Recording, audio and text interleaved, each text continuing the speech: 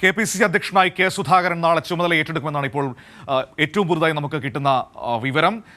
നേരത്തെ വലിയ സമ്മർദ്ദം, അതായത് കഴിഞ്ഞ ദിവസം അധ്യക്ഷ സ്ഥാനം തിരികെ നൽകാത്തതിൽ സുധാകരൻ വലിയ തോതിൽ അതൃപ്തി അറിയിച്ചിരുന്നു. കടുത്ത നടപടിയിലേക്ക് പോകുമെന്നൊക്കെ സൂചനകളൊക്കെ നൽകിയിരുന്നു. ആ സമ്മർദ്ദങ്ങളുടെ തുടർച്ചയായിട്ടാണ് ഇപ്പോൾ ഹൈക്കമാൻഡ് നാളെ അധ്യക്ഷ സ്ഥാനം ഏറ്റെടുക്കാൻ അനുമതി നൽകിയതെന്നാണ് മനസ്സിലാക്കാൻ കഴിയുന്നത്. തിരുവനന്തപുരത്ത് നിന്ന് ഷീജ വിവരങ്ങളുമായി ചേരുകയാണ്. ഷീജ, സമ്മർദ്ദങ്ങൾക്കൊടുവിലാണോ ഇപ്പോൾ നാളെ തന്നെ സുധാകരന് അധ്യക്ഷ സ്ഥാനം ഏറ്റെടുക്കാം എന്ന നിലയിലേക്ക് ഹൈക്കമാൻഡ് തീരുമാനമെടുത്തിരിക്കുന്നത്?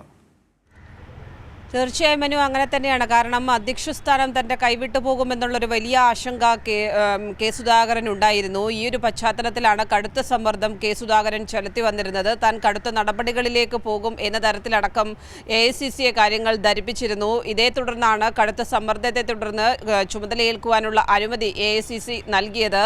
ഇന്നിപ്പോൾ 11:15 രാവിലെ KPCC ആക്ടിംഗ് പ്രസിഡന്റ് MM ഹസന്റെ വാർത്താസമ്മേളനം തീരുമാനിച്ചിരുന്നു. പക്ഷേ പെട്ടെന്ന് തന്നെ ഒരു 11 മണിയോടുകൂടി വാർത്താ സമ്മേളനം ഉപേക്ഷിച്ചു, റദ്ദാക്കി എന്നുള്ളൊരു അറിയിപ്പും വന്നു. അതും ഇതുമായി കൂട്ടിക്കെട്ടേണ്ടതുണ്ട് എന്നുകൂടിയാണ് ഈ ഒരു ഘട്ടത്തിൽ വ്യക്തമാകുന്നത്. ഏതായാലും വാർത്താ സമ്മേളനം ഹസന്റേത് മാറ്റിവെക്കുന്നു. അതിന് തൊട്ടു പിന്നാലെ കൊച്ചിയിൽ അദ്ദേഹം കെ സുധാകരൻ മാധ്യമങ്ങളെ കാണുമ്പോഴും താനാണ് ഇപ്പോഴും KPCC അധ്യക്ഷൻ, താൻ തന്നെയാണല്ലോ എന്ന തരത്തിലുള്ള മറുപടിയാണ് കെ സുധാകരനും ചോദിച്ചിട്ടുണ്ടായിരുന്നത്. എപ്പോൾ ചുമതലയേൽക്കും എന്നുള്ളത് സംബന്ധിച്ചുള്ള കാര്യങ്ങൾ മാധ്യമപ്രവർത്തകർ ചോദിച്ചപ്പോഴാണ് അത്തരത്തിലൊരു പ്രതികരണം കെ സുധാകരന്റെ ഭാഗത്തു നിന്നും ഉണ്ടായത്. ഏതായാലും ഇതുമായി ബന്ധപ്പെട്ടുകൊണ്ട് ഏറ്റവും ഒടുവിലായി നമുക്കിപ്പോൾ അറിയാൻ സാധിക്കുന്നത് ഈ AICCയിൽ നിന്നും അനുമതി ലഭിച്ചിട്ടുണ്ട്. നാളെ തന്നെ ചുമതല എടുക്കാനുള്ളൊരു സാധ്യതയാണ് ഇപ്പോൾ നിലനിൽക്കുന്നത്.